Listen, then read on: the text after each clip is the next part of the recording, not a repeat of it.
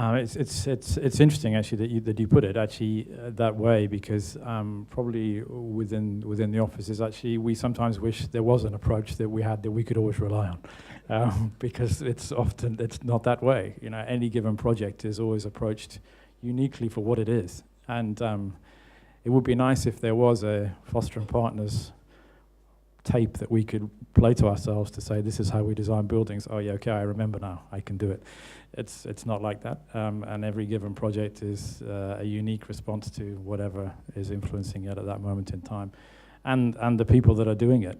So if any given team, even within a Foster and Partners office or a Rocco's office or an OMA office, I'm sure if within those offices you had two separate teams who didn't talk to each other and gave them exactly the same brief with exactly the same context and exactly the same client, you would end up with two totally different buildings. And that, I guess, is kind of proof in itself that within the offices there is no general approach. It's just the resultant of what you see. So I like the idea that there's a way forward to design systematically to design a Foster and Partners building, but I've not come across it, and so I'd like it, but I don't think it exists.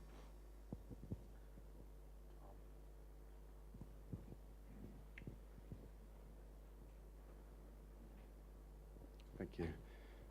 The West Kowloon Cultural District certainly is going to be one of the largest, if not the largest, cultural district ever built.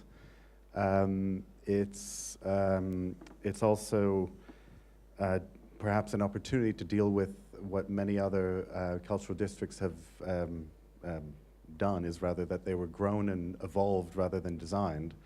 This is probably the first cultural district of its size to be master planned.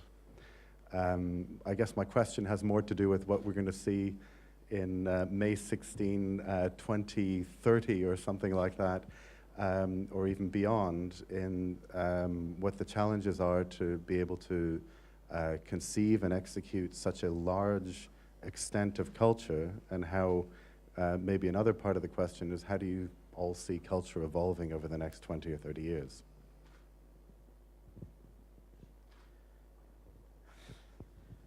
This is a West Kowloon question again. So we might, I might sidestep the first bit and go to the second one. How is culture going to evolve over the next 30 years? I haven't got the faintest idea. I think that it's incredibly hard to imagine how culture will evolve within the next 3 months, let alone the next 30 years, really.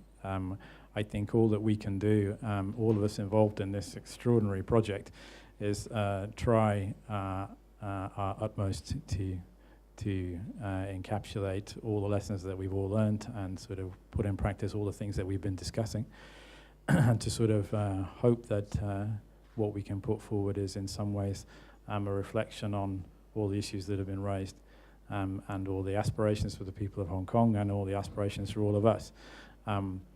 It's certainly going to be probably beyond any of us, I think, to imagine where culture will be in the future. We just, I suppose, have to try and provide a framework that can somehow respond to changes in culture, and hope that the buildings or the framework that we have can respond appropriately to culture, or maybe influence it over the next 30 years. I mean, Colin is right. Nobody can predict the future, especially culture, because I think the biggest unknown is what art form will become popular, or what new art form would emerge. And that probably would change the whole face of culture. And as to what art form will emerge or what will become more popular, in fact, would also depends on what individual stars there will be in the next 20 years. Will there be a new Beatle? Will there be a new Michael Jackson? It depends on the worldwide trend, as well as on very much individual stars that would come about and change our perception of arts and culture. Now, nobody could predict that. It's a matter of genes, right, and DNA. So the biggest challenge for West Kowloon, and that's the West Kowloon project, is that we should keep our mind open. And we should know what to control and what not to control. Now, this is a very general statement. It could go wrong. But I think the secret of success is precisely that.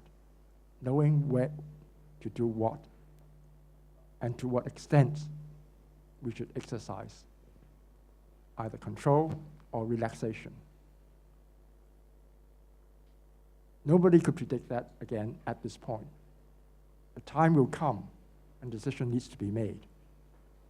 And that, maybe more than once, those would be the crucial moments. We could only pray at this point, I think.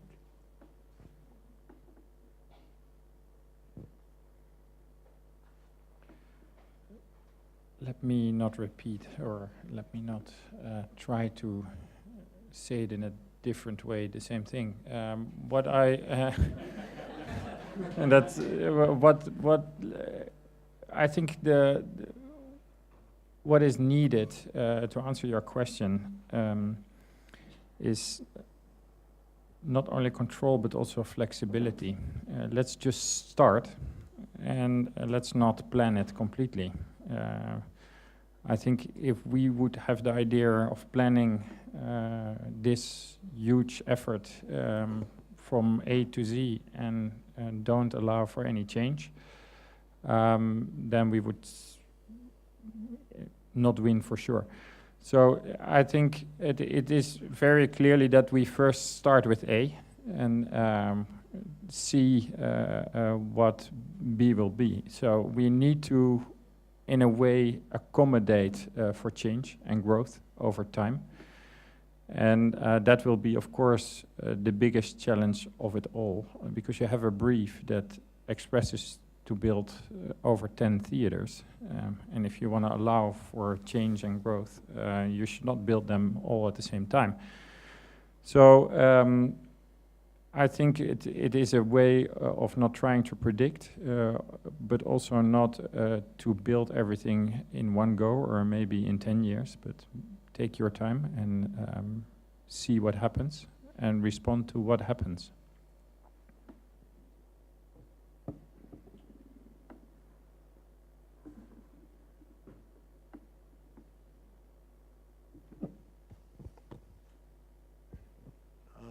We have time for one or two more questions if anybody has them.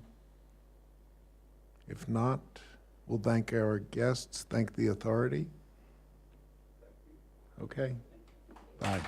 Thank you, Professor Lerner. Thank you, Mr. Ward, Mr. Yim, and Mr. Joe Norton.